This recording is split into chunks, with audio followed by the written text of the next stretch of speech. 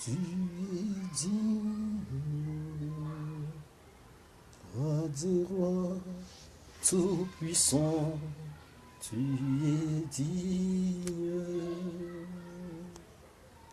digne, tu es digne, roi des rois, tout-puissant, nous t'adorons. Père, je te bénis et je te rends grâce parce que tu es Dieu. Et je prie que tu viennes encore parler ce matin, que tu viennes accomplir ton dessein dans la vie de ton peuple. Seigneur, je souhaite ta manifestation pendant ce moment et que ta gloire continue à se manifester à travers ta parole. Seigneur Jésus, c'est toi qui es la parole. Tu t'es fait chair, tu es venu pour habiter au milieu de nous plein de grâce, pour sauver notre âme, pour nous restaurer, pour nous guérir de nos imperfections et pour nous libérer de toute forme de condamnation. C'est pourquoi je prie que tu fasses ce que tu as à faire ce matin pour ton peuple, que tu parles encore à tes enfants, que l'honneur et la gloire te soient rendus, Yahweh, toi qui vis et règnes pour tous les siècles. Amen. Bonjour, peuple de Dieu, shalom à vous, que la paix soit avec vous ce matin. Je prie que cette parole puisse avoir encore de l'impact dans vos vies. Nous allons continuer notre périple sur les fondements de la foi. Hier, nous étions en train de parler du pardon, de la miséricorde. Et il y a beaucoup de choses qui sont ressorties. Gloire soit rendue à Jésus qui a encore parlé à son Église, qui a parlé à son peuple hier. Ce matin, nous allons aborder encore un autre thème assez important, toujours dans les fondements de la foi. Nous sommes en train d'étudier le livre de Matthieu. Nous étudions dans ces fondements de la foi le sermon sur la montagne. Nous allons y aller petit à petit. Vous savez, aujourd'hui, les enfants de Dieu ne lisent plus de tels versets. Ils ne parcourent plus la Bible. Pourtant, Jésus a parlé. Et ce que Jésus a dit est ce qui est le plus important pour nous. Parce que pour réussir sa vie chrétienne, il faut s'adapter aux paroles de celui qui est la vie chrétienne personnifiée, aux paroles de Jésus. Si tu veux marcher dans les principes d'un homme qui dirige une maison, il faudrait que tu saches ce que cet homme attend de toi. Et ce qu'il attend de toi ne se trouve que dans les Saintes Écritures. Le Seigneur Jésus est le maître de l'Église, il est le père de l'Église, il est l'époux de l'Église, il est le patron de l'Église, il est le créateur de l'Église. Donc, ce que nous devons faire à l'intérieur de l'Église, il n'y a que lui qui peut nous le dire. Tout ce qui vient en plus, ou tout ce qui vient en dehors de sa pensée, est totalement hors contexte. Frère, si tu entends un message qui n'est pas centré sur Jésus, pose-toi des questions sur l'origine de ce message. Je ne te dis pas de ne plus écouter celui que tu as l'habitude d'écouter, mais je te conseille juste d'être attentif et de vérifier tout ce que tu entends dans la Bible. Même ce que je vais te dire aujourd'hui, tu as la Bible, tu peux vérifier, tu demandes à Dieu et tu verras comment tu vas améliorer ta relation avec le Seigneur. Gloire soit rendue à Jésus. Nous sommes dans la Bible. Nous avons focalisé ce périple dans la Bible. Nous allons commencer notre lecture. Matthieu chapitre 6. Bonjour, good morning. How are you, my sister? May God bless you in the mighty name of Jesus. My sister Amy Hardin. God bless you. Thank you for your presence in this moment. Donc, nous allons avancer. Matthieu chapitre 6, à partir du verset 16. Lorsque vous jeûnez, ne prenez pas un air triste, comme des hypocrites. Waouh, le mot hypocrite, le Seigneur l'aime beaucoup parce que c'est un mot qui est... C'est une attitude qui ne convient pas à Jésus. Je vais continuer la lecture. Chaque fois que je trouve ce mot dans la Bible, je m'arrête d'abord. Parce que c'est une forme de délivrance pour nous tous. Il y a en nous un côté hypocrite que nous devons tous tuer. Nous n'avons pas encore commencé à parler, nous lisons d'abord. Lorsque vous jeûnez, ne prenez pas un air triste, comme des hypocrites, qui se rendent le visage tout défait, pour montrer aux hommes qu'ils jeûnent. Je vous le dis en vérité, ils reçoivent leur récompense. Verset 17. Mais quand tu jeûnes, parfume ta tête et lave ton visage, afin de ne pas montrer aux hommes que tu jeûnes, mais à ton Père qui est dans le lieu secret, et ton Père qui voit dans le secret te le rendra. Nous allons le lire.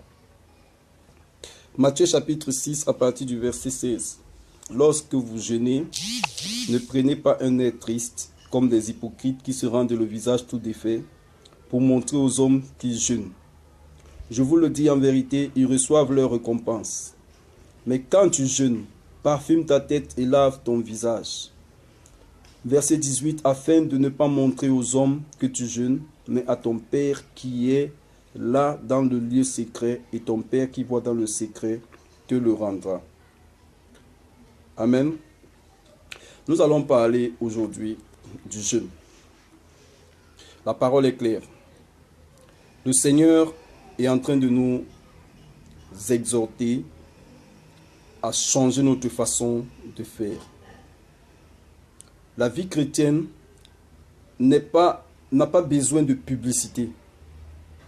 La vie chrétienne a simplement besoin des principes, du respect des principes, de la marche selon la pensée de Jésus. Tu n'as pas besoin de dire aux gens, je suis chrétien, on doit le voir en toi.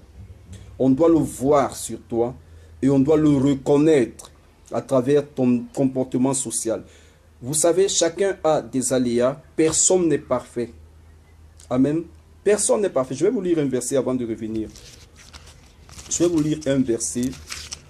Romains chapitre 7, je crois c'est ça. Je crois c'est ça.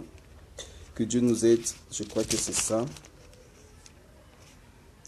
Paul disait, je fais le bien que je veux et je ne fais pas le bien que je veux et je fais le mal que je ne veux pas. Et si je fais ce que je ne veux pas, ce n'est plus moi qui le fais, c'est le péché qui habite en moi.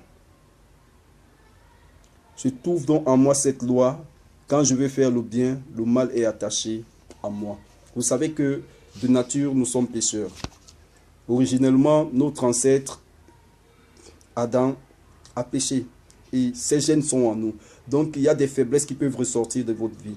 Mais il faudrait que, malgré vos faiblesses, lorsque on analyse l'entière véracité de votre vie, de votre comportement social, lorsqu'on voit ce que vous faites, les sacrifices que vous faites pour Jésus, vous n'avez pas besoin de dire aux gens que vous vous sacrifiez pour Jésus. Il faudrait que les gens voient en vous les sacrifices. On reconnaît l'identité du chrétien. C'est de ça que le Seigneur dit.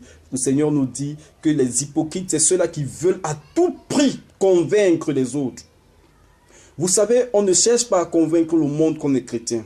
Non, c'est notre vie qui convainc. Je reviens toujours sur ce passage.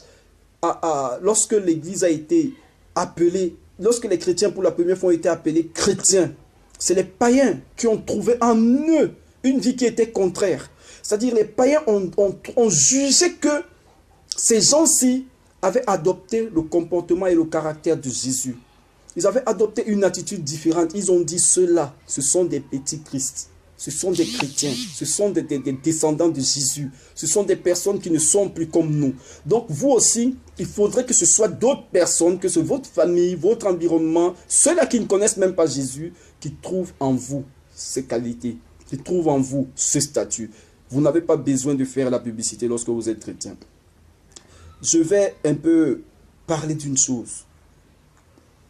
Waouh, Seigneur, est-ce que tu me permets de le faire? Je ne sais pas pourquoi ça traversé mon esprit. Bon, nous allons voir. Si le Seigneur me permet, je vous expliquerai quelque chose d'assez délicat qui se passe aujourd'hui dans l'Église. Donc, nous allons parler encore de l'hypocrisie. De l'hypocrisie.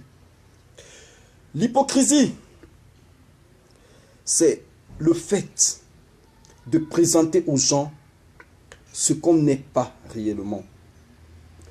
L'hypocrisie, c'est le fait de montrer un visage qui n'est pas le sien. L'hypocrisie, c'est le fait de déclarer au monde des choses qu'effectivement nous ne pensons pas. de démontrer à notre prochain des choses que nous ne portons pas en nous, que nous ne pensons pas. De dire aux gens des choses que nous n'avons pas dans notre esprit, notre âme, notre cœur. C'est-à-dire, l'hypocrisie, c'est présenter un visage qui est le contraire de notre visage. Un hypocrite, c'est comme un comédien. Vous voyez, le comédien, lorsqu'il vient sur scène, il vous parle des choses qui ne sont pas réelles. Il vous donne l'impression des choses qui ne sont pas vraies. Vous voyez comme au cinéma. Au cinéma, on prend un acteur, on lui attribue le titre de président, alors qu'en fait, il n'est pas un président. Ce n'est qu'un acteur de cinéma qui prend l'apparence d'un président pour venir faire passer un message. Mais cette forme d'hypocrisie est même douce. La véritable forme d'hypocrisie, c'est celle de présenter un visage bon alors qu'à l'intérieur, aïe aïe aïe, il y a de la méchanceté. Je vais un peu vous donner, je vais vous lire un verset biblique. Je vais vous lire un verset biblique qui peut un peu ressembler à ce que c'est qu'un hypocrite. Vous, scribes et pharisiens hypocrites, parce que vous fermez aux hommes le royaume des cieux, vous n'y entrez pas vous-même et vous n'y laissez pas entrer ceux qui veulent entrer. Écoutez bien, le Seigneur est en train de dire, malheur à vous, scribes et pharisiens, hypocrites, parce que vous fermez aux hommes le royaume des cieux et vous n'y entrez pas vous-même et vous n'y laissez pas entrer ceux qui veulent entrer. C'est-à-dire que aujourd'hui, par exemple, on trouve beaucoup d'hypocrites dans l'église. Des personnes qui viennent enseigner des doctrines fallacieuses. Des personnes qui viennent prendre des versets bibliques pour les transformer dans un contexte différent de celui que Jésus a laissé. C'est-à-dire un contexte totalement différent de la pensée de Jésus. Vous savez, Dieu, lorsqu'il parle, il a un objectif à atteindre avec sa parole. Aujourd'hui, on empêche aux gens de découvrir les Écritures. On prend un verset biblique, on en fait toute une doctrine. Mais je vais vous dire une chose. Le Seigneur est en train de dire ici que cette façon de faire, c'est refuser d'aller au ciel et fermer aussi le ciel à ceux qui aimeraient bien y aller. Parce que lorsqu'une personne vient à l'église, c'est parce qu'elle estime qu'en venant à l'église, son âme peut être sauvée. Mais si à l'intérieur, on ne lui dit pas la vérité, si à l'intérieur, on trompe, on ment, on manipule, on n'est pas en train d'ouvrir la porte du ciel, mais on est en train de la fermer. C'est de ça que parle le Seigneur. Ne soyez pas pareils. Vous voyez, il y a des gens qui jeûnent, qui annoncent partout, je suis en jeûne. En fait, ils ne sont même pas en jeûne. Parce qu'il y a une différence entre jeûner et faire la grève de la faim. Une personne qui jeûne pour chercher, je ne sais pas quoi, quelque chose qui est totalement contraire à la pensée de Dieu, n'est pas en train de jeûner. Tu es en train de te tuer de faim parce que tu n'obtiendras rien à la sortie de ce jeûne. C'est de l'hypocrisie. Une personne qui jeûne pour montrer aux gens qu'elle aussi est jeûne est pris. C'est de l'hypocrisie. Dieu ne répondra pas à ta prière. Frère, il est temps qu'on vous dise la vérité telle qu'elle est. Vous savez, lorsqu'on caresse quelqu'un dans le sens du poil, c'est très doux. Mais à partir du moment où on commence à caresser dans le sens contraire, ça commence à faire un peu mal, ça commence à picoter. Donc il faut qu'on vous caresse dans le sens contraire du poil pour que vous soyez sauvés. Il ne faut pas qu'on vous dise des choses que vous aimez entendre, qui vont vous faire crier Amen. Mais en criant Amen, vous approuvez le mal dans votre vie. Vous approuvez le mensonge dans votre vie. Le Seigneur est clair là-dessus. Il dit encore, écoutez comment il décrit l'hypocrisie. Il dit, malheur à vous, scribes et pharisiens hypocrites, parce que vous dévorez les maisons des veuves et que vous faites pour l'apparence de longues prières. À cause de cela, vous serez jugés plus sévèrement. Vous dévorez les maisons des veuves. Aujourd'hui, vous êtes triste, vous êtes pauvre, vous n'avez rien, vous êtes dans des difficultés. On vous pousse même à aller vous endetter pour venir faire des offrandes bizarres à l'église. Frère, Dieu ne peut pas venir te demander d'offrir ce que tu n'as pas. Dieu peut te demander d'offrir lorsque tu as. Mais Dieu ne peut pas te demander de venir donner ce que tu n'as pas au point où tu ailles t'endetter parce que tu veux venir satisfaire une offrande à l'église. Frère, Dieu interdit les prêts. C'est interdit. C'est interdit de prêter à gage parce que je sais que les gens vont même prendre de l'argent à l'extérieur avec des intérêts parce qu'on leur a dit si tu viens déposer une enveloppe, tu vas pouvoir trouver le miracle. Le miracle ne se trouve pas de cette façon. Il faut obéir à la parole du Seigneur. Il faut obéir à Dieu. Je sais que ce matin, le Seigneur veut choquer quelqu'un. Mais écoutez ce qu'on dit. Il dit, c'est de l'hypocrisie que de dévorer les maisons des veuves. Et de faire pour l'apparence des longues prières. Lorsque vous avez pris l'enveloppe, vous êtes venu, vous avez déposé, on peut imposer les mains sur vous, prier pendant 1 heure. Cette prière-là, Dieu ne l'exauce pas parce que c'est de l'apparence. C'est ce que dit Jésus. Le Seigneur Jésus dit, vous faites pour l'apparence de longues prières, parce que ce ne sont même pas des prières, c'est maman qui sont en train d'invoquer sur ta vie. Parce que tu as déposé l'argent, on commence à prophétiser par rapport à l'argent que tu as déposé. C'est du mensonge. Oui, il y a cette parole aujourd'hui. Oh, Abraham, lorsque Dieu est arrivé chez Abraham, Abraham a déposé d'abord du pain, de la nourriture, des chevreaux et tout ce qu'il a fait. Et puis quand ils ont fini de manger, ils ont prophétisé sur Abraham. Ça, c'est de la manipulation spirituelle. Frère, Abraham était un homme pieux qui servait Dieu. Et Dieu dit à Abraham, tu es mon serviteur fidèle, je suis en train d'aller détruire Sodome. Donc je viens te demander l'autorisation. Il dit, je ne peux rien faire sans que je ne vienne t'annoncer.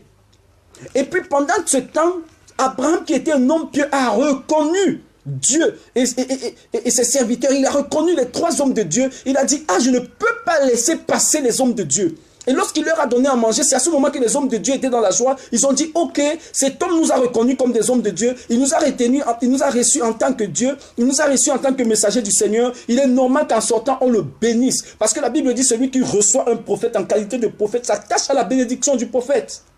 Et la bénédiction du prophète, c'est quoi? C'est les paroles qu'il va déclarer. La bénédiction du prophète, ce n'est pas la bénédiction que Dieu a donnée au prophète. Non. C'est le pouvoir que Dieu a donné de proclamer et Dieu se tient derrière pour accomplir. Ça veut dire que si tu as plu à un prophète et que le prophète, tu as reçu un prophète en tant que prophète, il déclare une parole chez toi et que dans ton cœur, il n'y a pas d'hypocrisie, il n'y a pas de calcul. À ce moment-là, cette parole prend de l'effet.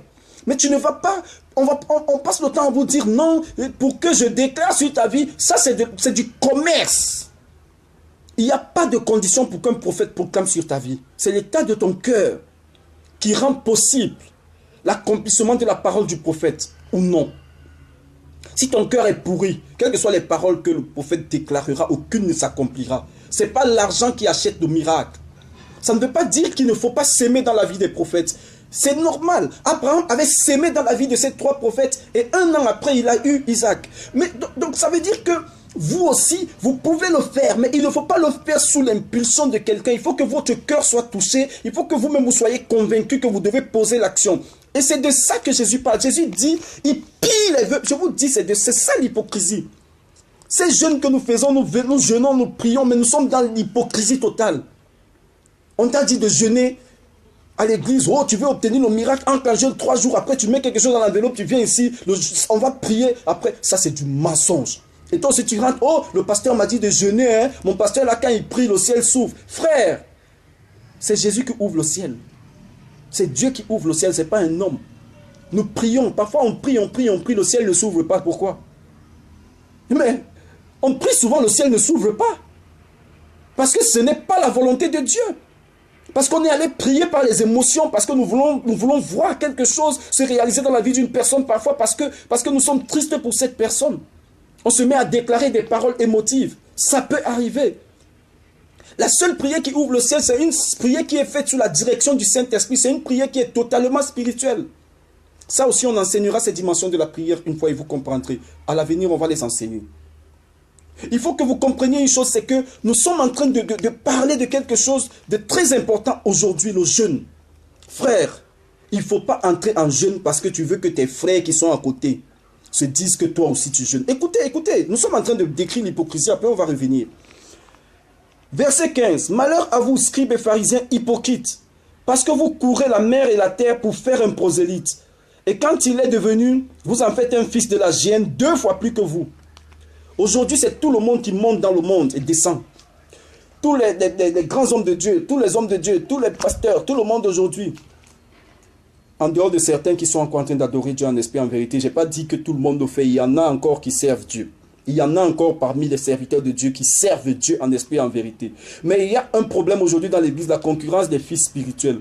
C'est-à-dire, j'ai créé ma doctrine, j'ai créé, comme je ne vais pas citer certaines choses qui se passent aujourd'hui dans le monde parce que je ne suis pas là pour juger qui que ce soit, Dieu est leur seul juge. Mais il peut arriver de dénoncer. Il y a un prophète en Côte d'Ivoire dont je ne cite pas le nom et beaucoup le connaissent qui aujourd'hui a fait des prosélytes partout dans le monde qui veulent convaincre les gens que pour arriver même au ciel, il ne faut plus passer par Jésus, il faut passer par ce prophète-là. Beaucoup d'entre vous le connaissent. Il y a d'autres qui ont créé un lobbying aujourd'hui. Ce n'est plus Jésus qui est adoré, c'est lui qui est déjà mort, qui est adoré. Il est mort, il est sous terre. C'est même pas sûr que son âme a été sauvée. C'est lui qu'on adore aujourd'hui. Ce sont ces paroles qu'on proclame aujourd'hui dans son lobbying. Il y a des autres qui sont comment on appelle, au Congo démocratique, qui ont créé un lobbying là-bas. Prosélytes, c'est-à-dire ils prennent des disciples partout dans le monde qui, au lieu de parler de Jésus, sont en train de faire la promotion des hommes. C'est de ça que Jésus parle, il dit, vous parcourez le monde pour créer des personnes qui vont faire votre promotion, pas la promotion du Seigneur. Des prosélytes qui vont parler de vous. Frère, il faut que ça s'arrête. Il faut que ça s'arrête. Aujourd'hui, oh, mon père spirituel, c'est tel. Quand mon père spirituel, mon frère, oui, ton père spirituel, c'est bien d'honorer le père. C'est bien de l'honorer, mais le père n'est pas un Dieu. Et aujourd'hui, les pères veulent devenir des dieux. Il faut que ça s'arrête dans l'église. Il faut que ça s'arrête. C'est choquant, mais c'est la vérité. C'est de l'hypocrisie. C'est de l'hypocrisie totale. Nous sommes en train de parler du jeûne. Comprenez ce que Jésus dit. Vous voulez rendre vos jeûnes et vos prières efficaces. Voilà ce qu'il faut éviter.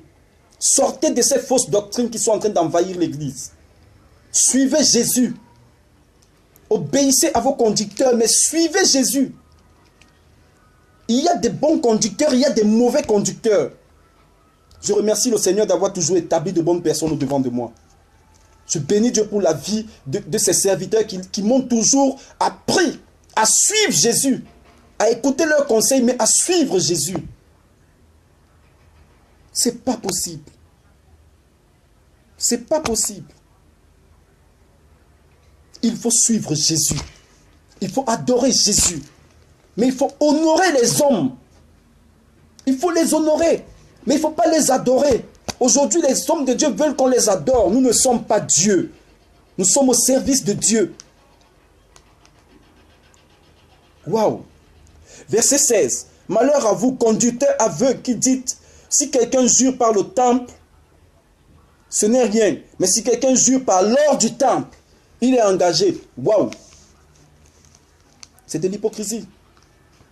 Si tu jures par le temple qui est Jésus, ça n'a pas de valeur. C'est-à-dire, si tu te confies à Jésus, ça n'a pas de valeur. Si tu te confies à Jésus, tu ne peux pas être béni. Pour être béni, il faut te confier à l'or du temple. C'est-à-dire, il faut être sûr que, comme tu sèmes, c'est ta sémence qui va produire la bénédiction. C'est un mensonge.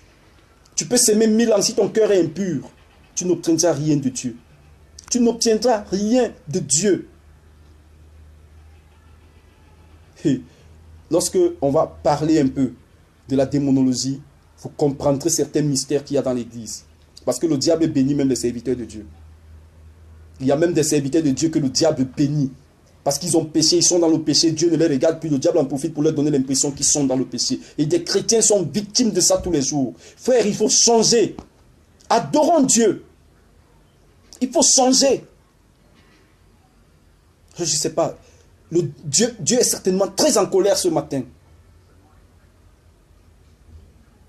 Il faut changer. Adorons Dieu. Le Seigneur a besoin du changement dans l'église. Il dit, nous revenons à notre verset, Matthieu chapitre 6, verset 16, c'est là où nous étions, c'était notre verset de base. Le Seigneur a voulu nous conduire un peu dans le livre de Matthieu 23 pour parler un peu de l'hypocrisie avant de continuer.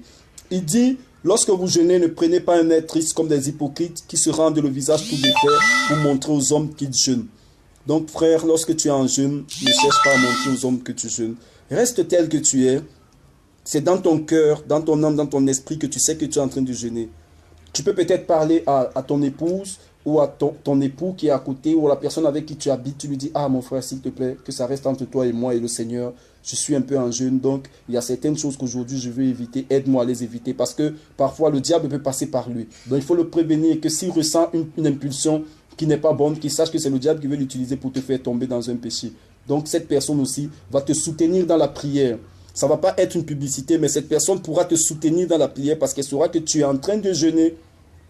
Donc elle va prier pour que ton jeûne se passe bien. C'est pourquoi il faut lui en parler. Mais tu n'as pas besoin de prendre un micro, d'aller te placer au carrefour. Oh, aujourd'hui, là, je suis en jeûne. Tout le monde que tu rencontres, frère, je suis en jeûne. Hein? Moi, je... Non, ça, c'est du blablabla. C'est pourquoi il est même conseillé parfois, quand tu es en train de jeûner, de t'enfermer. Reste enfermé, prends une journée, sacrifie une journée. Si tu travailles, bon, va à ton boulot, mais essaye de rester discret, essaye de rester calme. Travaille comme d'habitude, évite juste des conversations inutiles. Il y a des moments comme ça, tu peux dire à quelqu'un, ah mon frère, je ne suis pas d'humeur à trop causer aujourd'hui, on va parler de ça demain. Même si quelqu'un vient t'apporter un sujet, tu lui dis, ah mon frère, je ne suis pas d'humeur à parler aujourd'hui, s'il te plaît. On va parler de tout ça demain, on va parler de ça après, pour éviter de tomber, parce que les tentations viendront. Donc il faut être prudent. Lorsque tu jeûnes, évite, évite, évite. On va parler du jeûne un peu en détail. Dans le verset 17, le Seigneur conseille de se parfumer, c'est-à-dire de ne pas prendre un air triste, de ne pas prendre une apparence qui dévoile directement que tu es en train de traverser un calvaire. Parce que lorsqu'on souffre pour Jésus, ce n'est pas de la souffrance. C'est juste une marche pour aller vers la gloire. Lorsque tu es en train de souffrir pour Jésus, ne montre pas aux gens que tu souffres pour Jésus parce que Jésus est en train de te conduire vers la gloire. Donc lorsque tu rentres dans un temps où tu acceptes cette pénitence, cette souffrance, ce jeûne, ce temps d'abstinence, réjouis-toi parce qu'il y a un bonheur qui se trouve derrière. Plus tu te réjouis, plus tu te sens heureux de le faire, tu verras la gloire de Dieu. Donc la tristesse qu'on prend, c'est comme si on n'était pas content de jeûner. C'est comme si on était en train de vouloir montrer que c'est trop dur ce que Jésus demande de faire. Parce que lorsque tu es triste, ah moi je suis en jeûne, vraiment, je prie depuis là, je ne vois pas maintenant, je suis entré en jeûne, je n'arrive pas à manger, ça ne va pas, je suis fatigué. Tout ça c'est pour faire comprendre que Jésus veut que tu souffres pour réussir. Non, Jésus ne veut pas que tu souffres pour réussir, mais Jésus t'éprouve pour détruire ce qui est mauvais, afin que tu puisses atteindre l'objectif que lui il veut. Parce que c'est lui qui a des objectifs, ce n'est pas nous. C'est Jésus qui a des objectifs avec nous. À partir du moment où tu es chrétien, tu es déjà une personne qui a été appelée par Jésus au salut. Et lorsque tu es appelé au salut, ce n'est plus toi qui es maître de ta vie, c'est Jésus.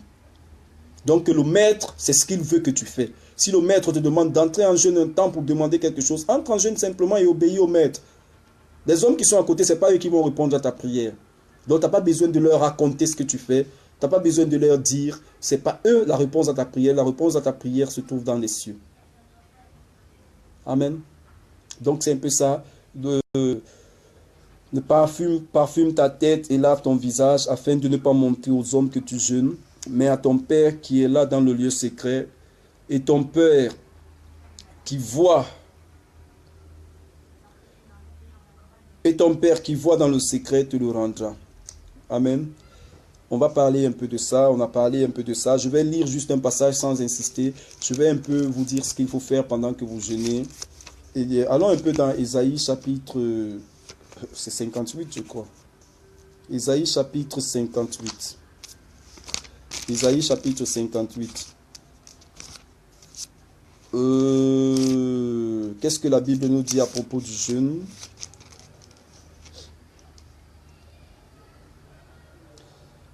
Le jeûne que Dieu a dit.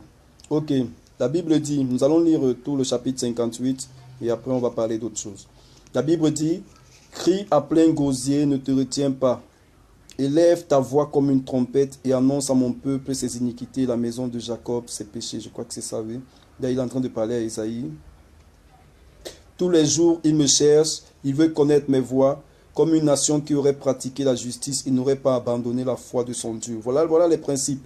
Voilà les principes du jeûne. Il faut être attentif à cette lecture. Ils veulent connaître mes voies comme une nation qui aurait pratiqué la justice. Vous voyez un peu, on veut connaître les voies de Dieu, mais nous sommes injustes. Nous ne marchons pas dans la justice, nous marchons n'importe comment. Et n'aurait pas abandonné la loi de son Dieu. On a abandonné la loi de Dieu, mais on veut connaître, on veut découvrir Dieu. Parce que lorsque tu entres en jeûne, c'est pour découvrir les voies de Dieu. Mais tu ne peux pas connaître les voies de Dieu si tu as abandonné la justice, si tu as abandonné la loi de Dieu.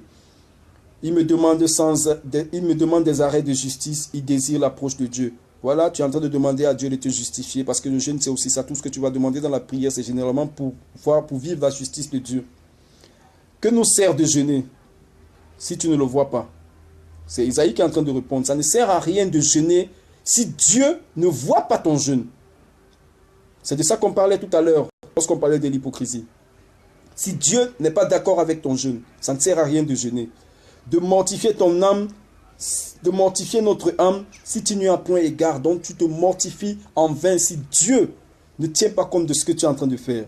Voici le jour de votre jeûne. Voilà ce que tu dois faire. Voilà ce que tu ne dois pas faire. Voici le jour de votre jeûne, vous vous livrez à vos penchants et vous traitez durement tous vos mercenaires. Des mercenaires, ceux qui sont à votre service. Voilà ce que vous devez éviter de faire. Et c'est ce que le peuple fait et qui empêche Dieu de répondre à leurs prières. Le jour du jeûne, vous vous livrez à vos penchants. C'est-à-dire que ce que vous avez l'habitude de faire tous les jours, vous êtes dedans. La tromperie, la ruse, le mensonge, l'escroquerie et tout le mal, mais vous êtes en train de jeûner. Il est impossible que Dieu vous réponde. Vous traitez durement vos mercenaires. Oui, vous êtes en train de maltraiter les gens autour de vous. Et vous dites que vous êtes en jeûne. Voici, vous jeûnez pour disputer et vous quereller. Pendant le jeûne, vous êtes dans les disputes, les querelles inutiles. Pour frapper méchamment du poing, vous ne jeûnez pas comme le veut ce jour. Pour que votre voix soit entendue en haut. De quelle façon tu jeûnes?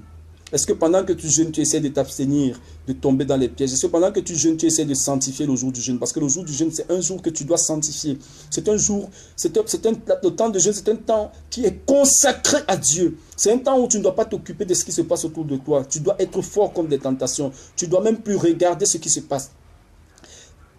Mais la méchanceté habite tellement l'homme que on ne s'abstient pas d'être méchant, mais on est en jeûne. Il faut faire l'effort d'abandonner cela. Est-ce là le jeûne auquel je prends plaisir? Voilà la question que Jésus pose. Est-ce là le jeûne auquel je prends plaisir? Un jour où l'homme humilie son âme. Tu dis humilier ton âme, mais l'orgueil se manifeste. Tu es rempli, tu es enflé d'orgueil, mais tu dis humilier ton âme. Parce que lorsqu'on est en jeûne, on est en train d'humilier son âme devant le Seigneur. Mais pendant qu'on est en train d'humilier son âme, l'orgueil, notre cœur, notre âme est enflé d'orgueil. On ne peut pas collaborer avec Dieu. La Bible dit que Dieu résiste aux orgueilleux. Il dit quoi? Courber la tête comme un jonc et se coucher sur le sac et la cendre. Est-ce là ce que tu appelleras un jeûne, un jour agréable à l'Éternel? Donc tu as beau te mortifier. À l'époque, quand les Israélites jeûnaient, ils se courbaient dans un sac, ils s'habillaient de sac, ils versaient la cendre sur eux pour montrer à quel point ils sont éprouvés, ils sont tristes, ils sont dans le regret. Mais tu fais toutes ces choses-là. Mais est-ce qu'au fond de toi, tu es vraiment en train de regretter en venant devant Dieu? Parce que la Bible dit que personne ne peut s'approcher de sa demeure sainte, il n'est aussi saint que lui. Donc lorsque tu es rempli de tes fautes, il faut d'abord que tu fasses une repentance sincère, que ton cœur soit purifié, que tu pardonnes aux autres comme on l'a vu hier, afin que tu puisses accéder au sanctuaire de l'Éternel. Parce que le jeûne, c'est un temps où on cherche à accéder au sanctuaire de l'Éternel. On cherche à approcher de la demeure de l'Éternel. Mais si il y a une barrière entre Dieu et toi, comment vas-tu atteindre sa demeure? Comment vas-tu atteindre son sanctuaire? Voici le jeûne auquel je prends plaisir. Verset 6. Détache les chaînes de la méchanceté. Première chose à faire, détacher les chaînes de la méchanceté. Dénoue les liens de la servitude. Ça veut dire libérer les gens que tu as attachés dans le cœur. Libérer les gens que tu as condamnés. Renvoie libre les opprimés. Et que l'on rompe toute espèce de joug. Renvoyer libre les opprimés. Arrête de déranger les gens.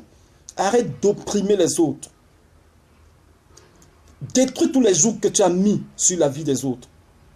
Tu as condamné les gens dans ton âme, dans ton esprit, dans ton comportement. Il y a des personnes qui sont comme esclaves autour de toi. Il y a des personnes qui sont comme esclaves dans ta maison, mais tu vas jeûner. Il y a des personnes qui sont comme esclaves dans ta famille. Je ne sais pas pourquoi je vais aller jusque-là. Il y a des personnes que toi tu as pris pour devenir riche. Tu allais les enfermer quelque part. Et après tu viens à l'église, tu viens jeûner. Dieu ne va pas te répondre. C'est le diable qui te répond, mon frère. C'est avec lui que tu travailles. Tu peux jeûner et tu as les réponses, mais ces réponses ne viennent pas de Dieu. Voilà les conditions pour que Dieu lui te réponde. Dieu ne répond pas à une personne qui est en train de jeûner, ayant emprisonné les gens, ayant opprimé les gens, étant rempli de méchanceté. Mon frère, là tu n'es pas en train de collaborer avec Dieu, tu es en train de jeûner pour rien. Il faut changer le cœur. Amen. Partage ton pain avec celui qui a faim. Voilà. Tu es en plein jeûne, mais ta porte est fermée. Tant qu'on cogne, tu ne guettes pas le, comment on appelle ça, le voyant qui est sur la porte, là, j'oublie. Oh, ce qui permet souvent de voir, là, je ne sais pas le nom, bon, tout le monde le connaît. Sur la porte, on guette pour voir qui est devant la porte avant de demander qui va là. Parce que quoi, on est en train de préparer un repas qu'on va manger après le temps où on s'est mortifié pour rien. Parce que tu es en train de jeûner pour rien. Si dans ton cœur, tu ne sais même pas que tu dois partager. Quelqu'un vient cogner à ta porte, tu es en train de faire une cuisine. Tu guettes, tu fais comme si tu n'étais pas là. Parce que tu sais qu'il va venir partager ton repas à la fin. Non. Le jour du jeûne, la Bible dit que partage ton pain avec celui qui a faim. Et fais entrer dans ta maison les malheureux sans asile. Si tu vois un homme nu, couvre-le et ne te détourne pas de ton semblable. Fais le bien. C'est en résumé le bien. Le bien. Voilà le résultat. Alors ta lumière poindra comme l'aurore et ta guérison germera promptement. C'est-à-dire, lorsque nous allons jeûner, c'est que nous avons une maladie, soit spirituelle, soit physique. La maladie, ce n'est pas seulement ce qui mortifie le corps, mais aussi les problèmes financiers, les difficultés que nous traversons, le chômage et tout ça. Nous entrons en jeûne généralement pour trouver une solution là-dessus. Mais la solution ne peut venir que si nous avons mis en pratique les principes de Dieu. Amen. Nous sommes en train de lire Ésaïe chapitre 58. Au verset 8, il dit quoi? Quand tu as adopté ces principes, alors ta lumière poindra comme l'aurore et ta guérison germera promptement. Ta justice marchera devant toi et la gloire de l'Éternel t'accompagnera. C'est-à-dire, ton jeûne sera exaucé si tu as respecté les principes. Alors tu appelleras et l'Éternel répondra. Tu crieras et il dira, me voici. Si tu éloignes du milieu de toi le joug, les gestes menaçants et les discours injurieux. Le joug, les gestes menaçants et les discours injurieux. Ah, que le Seigneur nous aide à y arriver. C'est difficile, mais c'est facile aussi. C'est facile de pouvoir y arriver. Si on met du sien, si on veut y arriver, on peut. Si tu donnes ta propre subsistance à celui qui a faim, si tu rassasies l'âme indigente, ta lumière se lèvera sur l'obscurité et les ténèbres seront comme le midi. Ça veut dire que si tu mets en pratique, si tu manifestes le monde, si tu manifestes l'amour du prochain, si tu veilles sur les nécessités de ceux qui ont besoin de toi, si pendant que tu es en train de jeûner, tu es en train de faire le bien autour de toi, pas avec un intérêt, mais sans intérêt, alors là, Dieu qui sonde les cœurs, sait que tu es en train de faire ce bien de tout ton cœur, parce qu'il te demande de le faire, il va exaucer. Il va. Verset 11, l'Éternel sera toujours ton guide. Il rassasiera ton âme dans les lieux arides et il redonnera de la vigueur à tes membres. Tu seras comme un jardin arrosé, comme une source dont les eaux ne tarissent pas. Oh Jésus, ça j'ai même pas besoin de parler, toi-même tu entends. Les tiens rebâtiront sur d'anciennes ruines. Tu relèveras les fondements antiques. On t'appellera réparateur des brèches, celui qui restaure les chemins, qui rend les pays habitables. Amen. Voilà. Tu peux relire Ésaïe chapitre 58. Voilà comment il faut jeûner. C'est de ça que le Seigneur parlait ici. Il disait qu'il ne faut pas faire comme les hypocrites qui jeûnent pour l'apparence, mais il faut jeûner en vérité. Il faut jeûner réellement. C'est en jeûnant réellement qu'on obtient ce qu'on veut de Dieu. Amen. Amen. Donc il faut réellement jeûner. Il faut jeûner, il faut jeûner, il faut jeûner. Amen. Donc, voilà ce de quoi nous devions parler aujourd'hui, le jeûne, la prière. Le Seigneur a beaucoup axé sur l'hypocrisie.